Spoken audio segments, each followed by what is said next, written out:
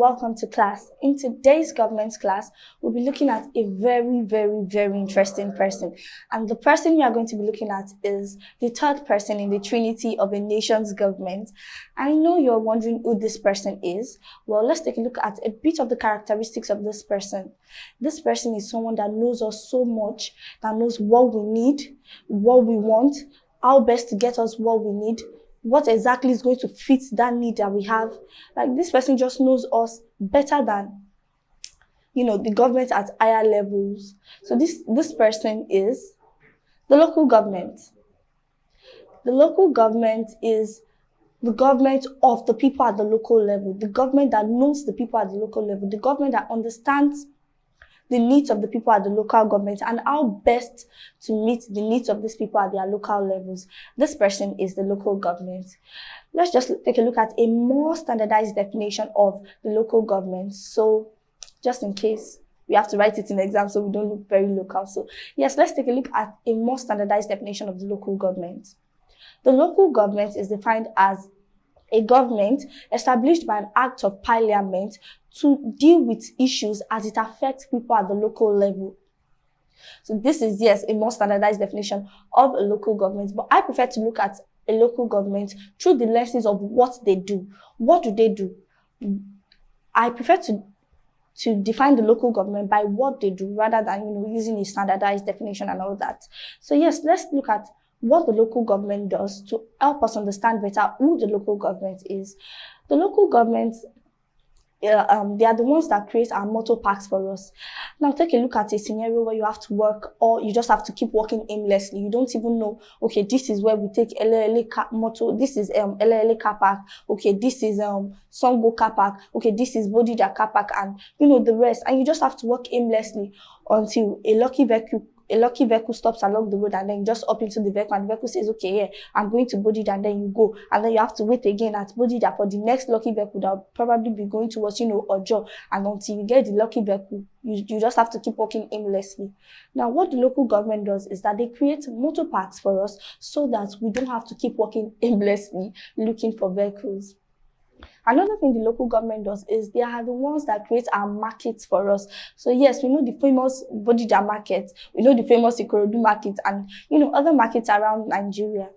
It is our local government at these local levels that create these markets for us. Imagine having to look for foodstuff just everywhere without even having a specific location where you say, okay, yes, this is where we buy food, this is where we get our clothing, this is where we get our, food items, foodstuffs, and all those stuffs. What the local government does is they help us to create markets so that we can, have a specific place, a specific location where we go to when we need these stuffs. Another thing the local government does for us is they construct feeder roads. They construct and they maintain feeder roads. They equally construct our street drains. Now, I know somebody is wondering, oh, what is a feeder road? That's why you have me here. A feeder road is a road that, is constructed mainly for the people at the rural areas, for them to join to the main road. So a feeder road is a road that is constructed in rural areas that leads or connects to the main or the main road. Now, it is the local government that creates these feeder roads for we at the local and rural levels, for us to be able to get to the main road easily, for us to connect to the the urban areas more easily. So what they do is they construct feeder roads for us. They equally maintain these feeder roads. As we all know, whatever we do that is not maintained becomes spoiled. So what the local government do is they construct the feeder roads and they're equally in charge of maintaining the feeder roads. Another thing that the local government does is they construct street drains. When we don't have street drains, erosions destroy the road. No matter the materials, no matter how good a road construction is, if there is no pathways for water to pass through, the road is destroyed in no time. So yes, the local government is in charge of making sure that we have street drains across, each houses, that there's a gutter in front of your house for water to pass through, and so that erosion doesn't damage the roads. So yes, the local government is in charge of ensuring that there is proper drainage for water to pass through. Another thing the local government does is they are the ones that register our births. So imagine everybody, they give birth to all of us in Nigeria. And then each and every one of us have to get to Abuja, Aso Rock to be precise, to register our birth.